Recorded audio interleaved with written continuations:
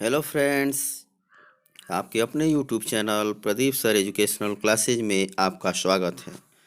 आज हम BA first semester के शिक्षा शास्त्र के अति महत्वपूर्ण प्रश्नों को लेकर आए हैं, जो आपकी परीक्षा की दृष्टि से अत्यंत ही उपयोगी है।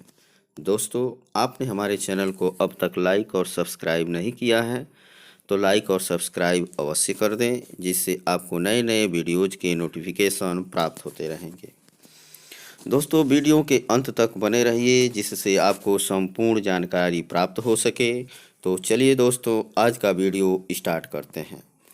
आज का पहला प्रश्न है, शिक्षा के प्रमुख औपचारिक अभिकरण हैं। इसके 4 विकल्प दिए गए हैं: पाठशाला, पुस्तकालय, वाचनालय, उपरोक्त सभी। तो औपचारिक अभिकरण के अंतर्गत आपका जो है पाठशाला भी आता है, पुस्तकालय भी आता है, वाचनालय भी आता है, और इसलिए जो है विकल्प डी सही है, उपरोक्त सभी। तो चलिए अगला प्रश्न पे चलते हैं दोस्तों। अगला प्रश्न है, अनौपचारिक अभिकरण के साधन हैं घर, परिवार, मित्र मंडली, धार्मिक संस्था, उपरोक्त सभी। तो अनौपचारिक अभिकरण के साधन के अंतर्गत घर, परिवार, मित्र मंडली, धार्मिक संस्था ये सभी आते हैं, अतः इसके लिए विकल्प डी सही है। इसी क्रम में अगला प्रश्न है, निरौपचारिक शिक्षा के अभिकरण हैं रेडियो, दूरदर्शन, प्रौढ़ शिक्षा केंद्र, खुला विश्वविद्यालय, उपरोक्त सभी। तो जैसा कि दोस्तों आप जानते हैं, निरौपचारिक शिक्षा के अभिकरण के अंतर्गत रेडियो, दूरदर्शन, प्रौढ़ शिक्षा केंद्र, खुला विश्वविद्यालय ये सभी आते हैं, इसलिए इसके लिए विकल्प डी सही है। इसी क्रम में अगला प्रश्न है, शिक्षा के प्रमुख औपचारिक साधन हैं संग्रहालय, व्यायामशाला, कला वीथिकाएँ, उपरोक्त सभी। तो शिक्षा के प्रमुख औपचारिक साधनों में संग्रहालय भी है, व्यायामशाला भी है, कला वीथिकाएँ भी है, अतः इसके लिए विकल्प डी सही है।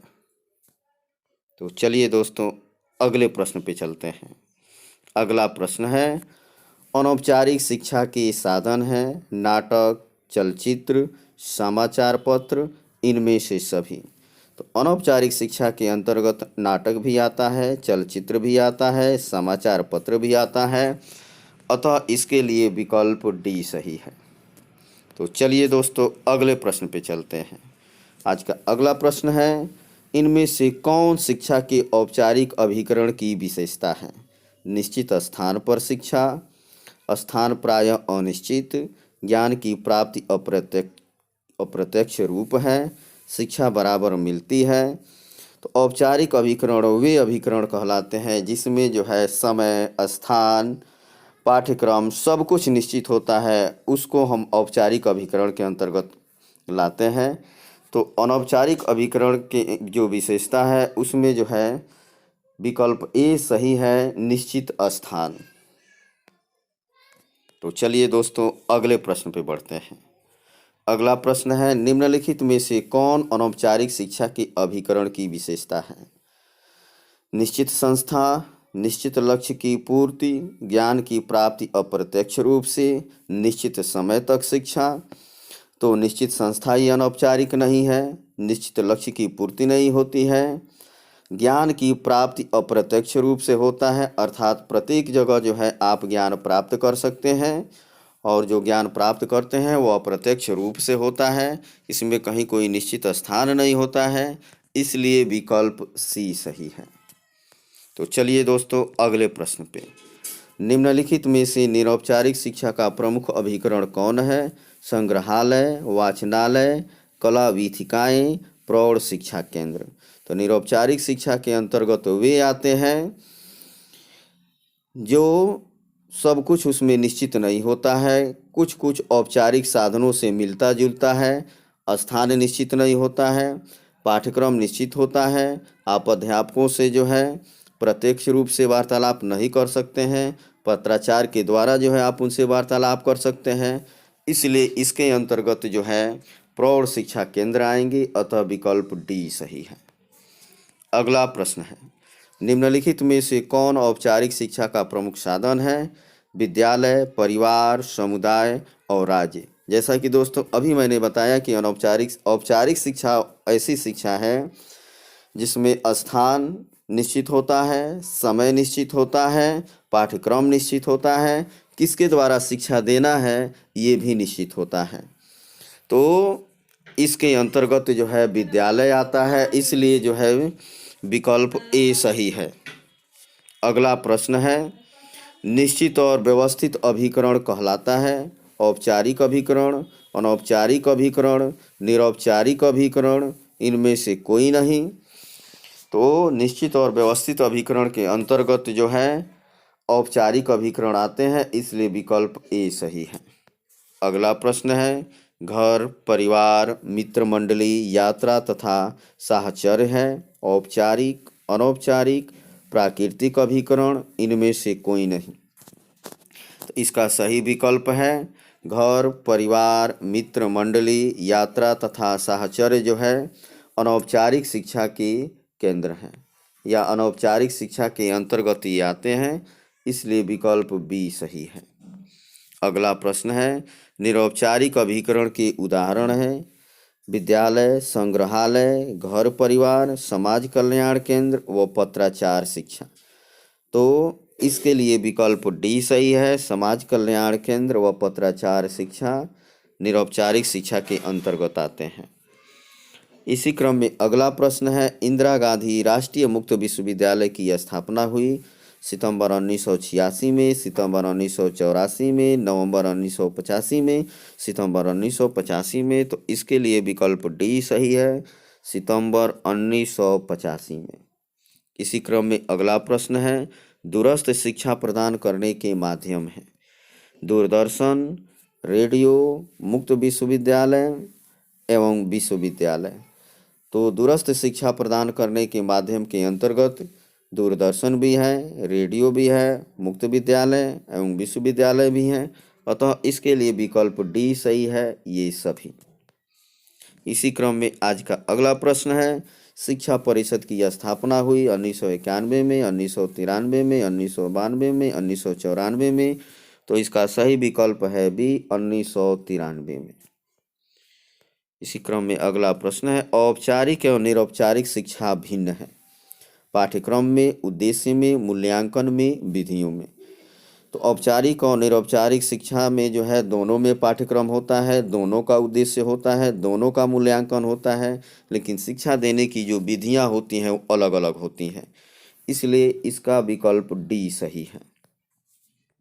इसी क्रम में अगला प्रश्न है, शिक्षा के औपचारिकेतर अभिकरण का उदाहरण है परिवार, विद्यालय, विश्वविद्यालय, खुला विश्वविद्यालय। तो शिक्षा के औपचारिकेतर अभिकरण का उदाहरण है खुला विश्वविद्यालय। अतः विकल्प डी सही है। इसी क्रम में अगला प्रश्न है, भारत में प्रसारण की शुरुआत कब हुई थी? 1913 में, 1827 में, 1927 में, 1930 में। तो भारत में प्रसारण की शुरुआत 1927 में हुई थी, अतः विकल्प सी सही है। इसी क्रम में अगला प्रश्न है, निरौपचारिक शिक्षा का उद्देश्य है शिक्षा की सर्वसुलभता बढ़ाना, कमजोर वर्ग के जीवन स्तर को ऊंचा उठाना, उपरोक्त दोनों या उपरोक्त में से कोई नहीं। तो निरौपचारिक शिक्षा का उद्देश्य है शिक्षा की सर्वसुलभता बढ़ाना, कि सभी लोगों को शिक्षा प्राप्त हो सके, जो विद्यालय शिक्षा किसी कारणवश ग्रहण नहीं कर पाए और बाद में अगर वो पढ़ना चाहते हैं तो वो भी निरौपचारिक शिक्षा के अंतर्गत जो है शिक्षा ग्रहण कर सकते हैं, इसलिए विकल्प ए सही है। कमजोर वर्ग के जीवन स्तर को ऊंचा उठाना, विकल्प बी भी सही है, इसलिए इसका सही ऑप्शन है विकल्प सी, उपरोक्त दोनों। अर्थात निरौपचारिक शिक्षा का उद्देश्य शिक्षा की सर्वसुलभता को बढ़ाना भी है और कमजोर वर्ग के जीवन स्तर को ऊंचा उठाना भी है, इसलिए विकल्प सी सही है।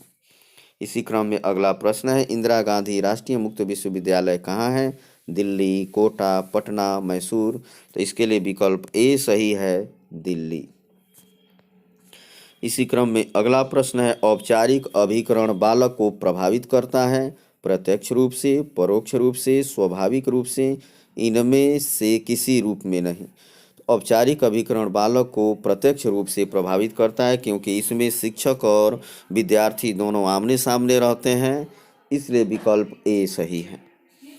अगला प्रश्न है, सामाजिक संबंधों का जाल है, किसने कहा है? मैकाइवर, डार्विन, ब्रूनर, रास।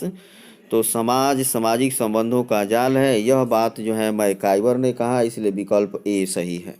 इसी क्रम में अगला प्रश्न है, शैक्षिक समाजशास्त्र के जन्मदाता हैं दुर्खीम, अरस्तु, जॉर्ज पायन।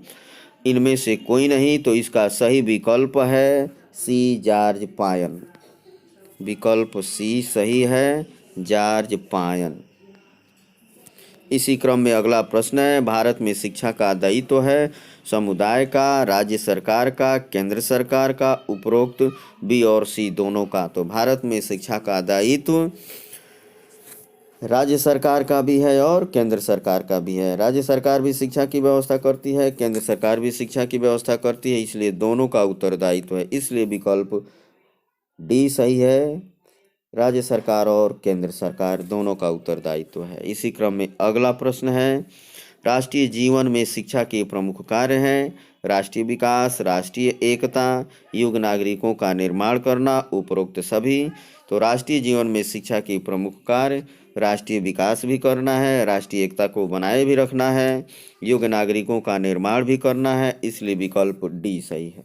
दोस्तों, हमारी वीडियो आपको अच्छी लगी तो अधिक से अधिक इसे शेयर करें। Thank you for watch.